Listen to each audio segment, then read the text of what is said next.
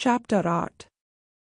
जैसा कि हमने अभी तक देखा कि कैसे चौधरी अंकल आर्यन को बताते हैं कि दीवान परिवार के पास सिटी हॉस्पिटल के 75% शेयर है, जिसके बाद वो चौधरी अंकल को हॉस्पिटल के डीन को बुलाने को बोलता है। अब आगे आर्यन की बात सुनकर डॉक्टर सार्कास्टिक स्माइल दे रहा था। फिर उसने सना को देखकर कहा, मुझे लगता है इलाज की ज़रूरत तुम्हारी माँ से ज़्यादा तुम्हारे इस पागल दोस्त को है। अभी डॉक्टर ये सब बोलकर आर्यन का मजाक उड़ा ही रहा था कि तभी एक आदमी सफ़ेद कोट में सेकंड फ्लोर के गेट से अंदर आता दिखता है और उस आदमी को देखकर डॉक्टर अभय उसे रिसीव करने जाता है। डीन सर, आप यहाँ, अगर आप मुझे पहले बता देते तो मैं खुद आपको रिसीव करने आता। उस आदमी के पास पहुंचकर डॉक्टर अभय उस आदमी को देखते हुए कहता है, पर वो आदमी तो एक नज़र उठाकर भी अभय को नहीं देखता और सीधा आर्यन के सामने जाकर उसे झुककर ग्रीट करते हुए कहता है, माफ़ करना सर, मुझे पता चला हमारे हॉस्पिटल के एक डॉक्टर की वजह से आपको तकलीफ हुई। वहीं दूसरी तरफ हॉस्पिटल के डीन को आर्यन से झुककर बात करते देख डॉक्टर अभय का गाला सूखने लगता है और इतना ही नहीं बल्कि उसके पैर भी अपनी जगह पर खड़े नहीं रह पाता और वो जमीन पर जा गिरता है। अपने सामने का नज़ारा देखकर डॉक्टर अभय के चेहरे का रंग बिल्कुल सफ़ेद पड़ गया। तभी डीन अपने गुस्से में लाल हुए चेहरे के साथ डॉक्टर अभय को बुलाता है। इसी बीच डीन ने पुलिस को भी बुलवा ली थी। पुलिस के वहां पहुंचते ही डॉक्टर सारी बात समझ गया और वो आर्यन के पैरों पर गिर पड़ा। गिड़गिड़ाते हुए उसने कहा, मुझे माफ़ कर दीजिए, मुझे नहीं पता था कि आप इतने पावरफुल हैं, वरना मैं आपसे कभी ऐसी बात नहीं करता। I am sorry. आर्यन ने धीमी आवाज़ में कहा, मैं उन लोगों को कभी माफ़ नहीं करता जो किसी लड़की की मजबूरी का फ़ायदा उठाना चाहते हो, और वैसे भी तुम्हें टेंशन लेने की ज़रूरत नहीं, हवालात में ये लोग तुम्हारी अच्छे से खातिरदारी करेंगे। और इसी के साथ उस डॉक्टर ने पुलिस वालों ने अरेस्ट कर लिया। आर्यन ने सना की ओर देखते हुए डीन से कहा, आज के बाद से सना की माँ के इलाज में कोई कमी नहीं छूटनी चाहिए। बेस्ट से बेस्ट डॉक्टर्स को यहाँ बुलाओ और सना की माँ का इलाज करो। इसके जवाब में डीन अपना सर हिलाकर आर्यन को देखते हुए कहता है, आप चिंता मत करिए, आज के बाद से मैम की माँ के इलाज में कोई कमी नहीं आएगी। सना आर्यन से कुछ कहना चाहती थी, लेकिन उसके पहले ही आर्यन वहां से चला गया। पर उसके चेहरे पर सुकून के भाव थे कि अब उसे अपनी माँ के लिए परेशान होने की ज़रूरत नहीं। वो भी कुछ देर में वहां से अपनी माँ को देखकर हॉस्पिटल से निकल गई। वहीं दूसरी ओर अपनी आलीशान गाड़ी में बैठे हुए आर्यन भी इस वक्त सना के ही बारे में सोच रहा था। कुछ ही देर में उसकी गाड़ी दीवान पैलेस के सामने रुकती है। जैसे ही आर्यन लिविंग हॉल में पहुंचा तब चौधरी अंकल वहीं मौजूद थे। अंकल उसे देखकर अपनी सीट से उठकर खड़े हो गए। उन्होंने कहा, आर्यन बाबा, आप चाहे तो मुझे बता सकते हैं कि आपको अचानक से सिटी हॉस्पिटल के डीन से क्या काम पड़ गया? क्या इसके पीछे कोई बड़ी वजह थी?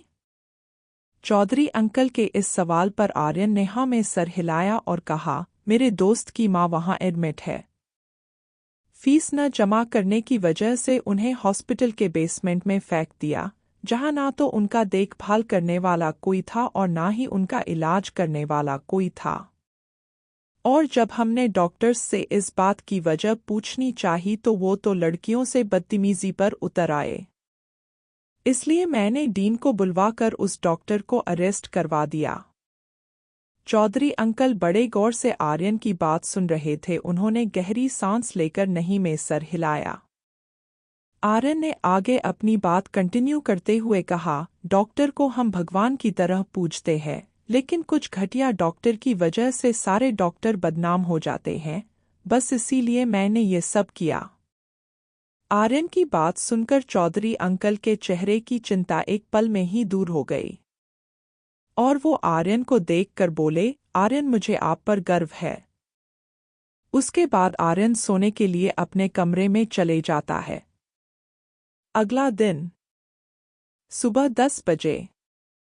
जैसे ही आर्यन की आंख खुली तो वॉल क्लॉक में समय देखकर वो एकदम से परेशान हो गया।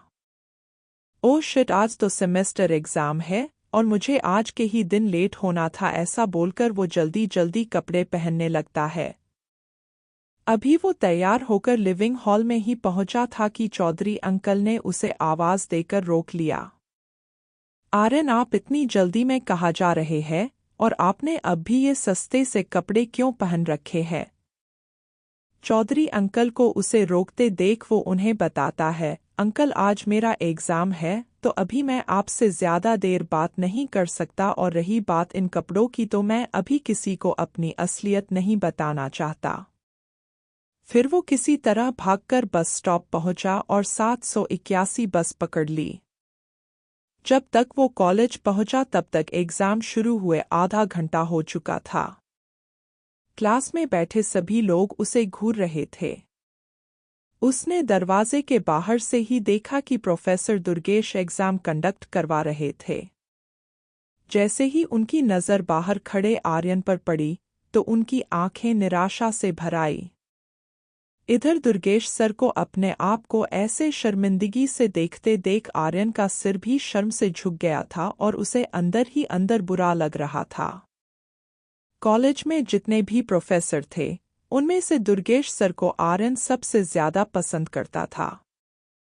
बाकी प्रोफेसर ये बात जानते थे कि आर्यन पढ़ाई के साथ साथ जॉब भी करता था, इसलिए उसका पढ़ाई में ध्यान नहीं था, इसलिए वो भी आर्यन के ऊपर ज्यादा ध्यान नहीं देते थे। कुछ प्रोफेसर तो पूरी क्लास के सामने उसका मजाक भी उड़ाते हैं, लेकिन सिर्फ दुर्गेश सर ही एक ऐसे प्रोफेसर थे जो उसके साथ बराबरी का व्यवहार करते थे। इसी बीच क्लासरूम में बैठे राज की नज़र आर्यन पर पड़ती है तो वो सबको दिखते हुए जोर से बोलता है, ये फटीचर कब से एग्जाम के लिए लेट आने लगा? लगता है सूरज ने अपने उगने की दिशा बदल दी। ऐसा बोलकर वो जोर जोर से हंसने लगता है और उसके पीछे पीछे पूरी क्लास आर्यन पर हंसने लग जाती है। तभी दुर्गेश सर सबको शांत करते हुए आर्यन को अंदर आकर एग्जाम देने के लिए बोलते हैं। तो क्या होगा अब आगे? क्या कर पाएगा आर्यन एग्जाम समय पर कंप्लीट या हो जाएगा एग्जाम में फेल? क्या राज कुछ करने वाला है? जानने के लिए देखते रहिए इंस्टा बिलियनेयर।